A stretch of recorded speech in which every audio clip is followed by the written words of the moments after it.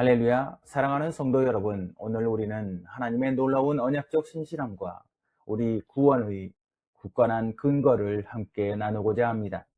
이 위대한 진리는 아브라함, 이삭, 야곱 같은 믿음의 조상들에게 주신 하나님의 약속에서부터 시작하여 모세가 시내산에서 받은 두 돌판 이야기 속에 고스란히 담겨져 있습니다. 첫 번째 돌판, 하나님의 완전한 말씀과 인간의 죄. 하나님께서 친히 준비하시고 새기신 첫 번째 돌파는 하나님의 말씀의 완전성과 거룩함, 그 권위를 명확히 보여줍니다. 이는 하나님의 공의와 사랑이 계명으로 직접 계시된 흠없는 율법임을 나타냅니다. 이스라엘 백성이 금송아지를 만들어 우상 숭배의 죄를 범하고 하나님과의 언약을 배신한 사건은 인간의 죄로 인해 하나님의 완전한 율법이 깨어지고 언약이 파기되었음을 상징적으로 보여줍니다. 이는 인간 스스로가 이 완전한 율법을 지킬 수 없음을 고백하는 것과 같습니다. 이 깨어진 돌파는 인간의 죄로 인해 깨져버린 하나님과의 관계를 보여주며 우리의 죄를 대신 짊어지시고 십자가에서 죽임을 당하시는 예수님의 희생을 의미합니다. 두 번째 돌판, 하나님의 은혜와 회복의 언약. 두 번째 돌판은 모세가 직접 준비했지만 십계명을 새기신 분은 여전히 하나님이셨습니다. 이는 인간의 수고에도 불구하고 관계 회복의 주도권이 하나님께 있음을 보여줍니다. 하나님께서는 인간의 범죄에도 불구하고 변함없이 하나님의 언약을 신실하게 지키시고 이루어 가시려는 강력한 의지를 나타내십니다. 이는 하나님의 은혜로 회복의 길이 열려 있음을 의미합니다. 두 번째 돌파는 하나님께서 은혜로 관계를 회복시키려 하시는 언약적 신실성을 강조합니다. 이는 예수 그리스도를 통해 궁극적인 구원의 길로 이어집니다. 모세가 예표하는 화목제물 예수 그리스도.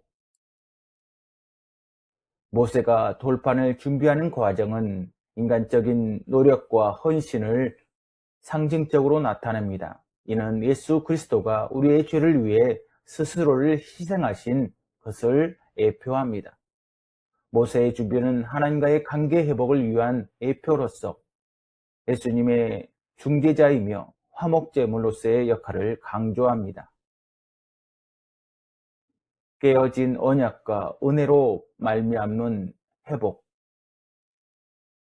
이 두 번째 돌파는 무엇을 의미합니까?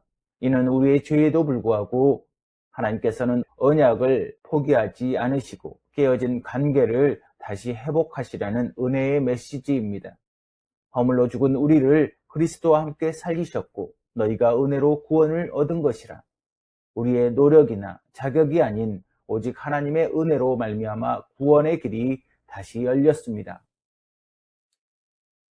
사랑하는 성도 여러분, 아담이 죄를 지은 후에 바로 하나님은 인류를 향한 구원의 복음을 선포하십니다.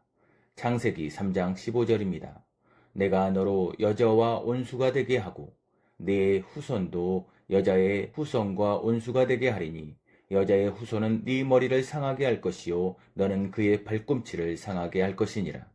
아담은 자녀였던 가인과 아벨에게 하나님의 말씀을 분명하게 전했습니다. 하나님의 말씀을 알지 못하여 죄를 범하는 일이 더 이상 없도록 말입니다. 창세기 4장 3절에서 5절 말씀에서 가인은 땅의 소산을, 아벨은 양의 첫 새끼와 그 기름으로 하나님께 제사를 드립니다.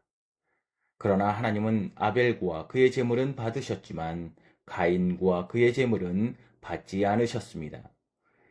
이 차이를 만든 것은 무엇 때문입니까? 첫 번째, 믿음의 여부 때문입니다.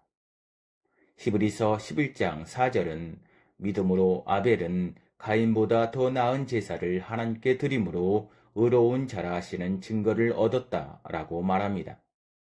아벨의 제사는 단순한 종교적 의식이 아니라 믿음이 행위로 드러난 것이었고 하나님 앞에 인정받는 믿음이었습니다. 아벨이 무엇을 믿었는가를 이해하기 위해서는 아브라함의 믿음을 떠올려야 합니다.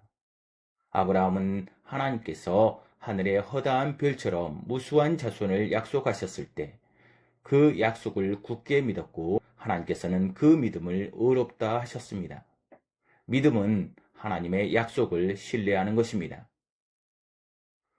아벨은 아담이 전한 구원의 복음이 반드시 이루어진다는 믿음을 품었습니다. 아벨은 하나님의 말씀을 묵상하는 사람이었습니다. 반면에 가인은 평소에도 하나님의 약속에 대한 믿음이 없었습니다. 그는 말씀에는 전혀 관심이 없었습니다. 그저 자신의 방법과 경험으로 제물을 하나님께 드렸습니다. 가인을 보고 있으면 에서가 생각이 납니다. 성경은 에서가 장자의 명분을 경홀히 여겼다고 증거합니다.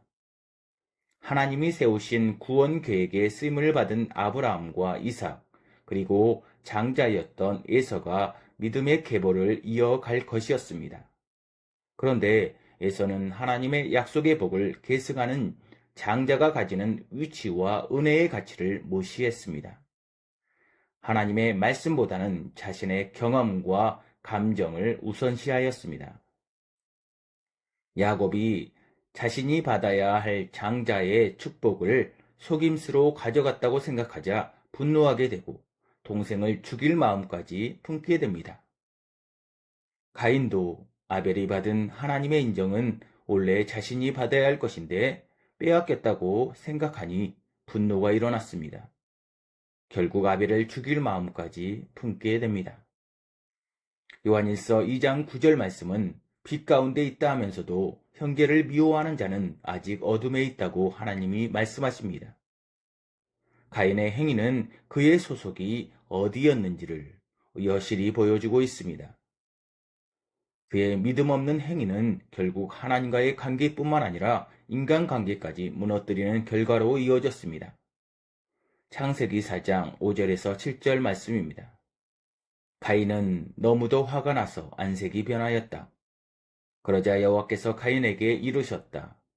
무엇 때문에 그렇게 화를 내느냐? 어째서 안색이 변하였느냐? 네가 잘하였다면 어째서 내가 네 재물을 받아들이지 않겠느냐? 어째서 고개를 들지 못하느냐? 네가 못된 생각을 갖고 있다면 죄가 네 마음의 문 앞에 도사리고 앉아 있다가 급기야는 너를 집어삼키고 말 것이다. 그러니 너는 마음을 잘 다스려야 하리라. 자신이 믿음 없이 드린 삶과 재물은 생각하지 못하고 아벨 탓만 하고 있던 가인에게 하나님은 그런 못된 생각이 죄를 짓는 문을 열어두게 된다고 경고하십니다. 요한복음 10장 10절입니다.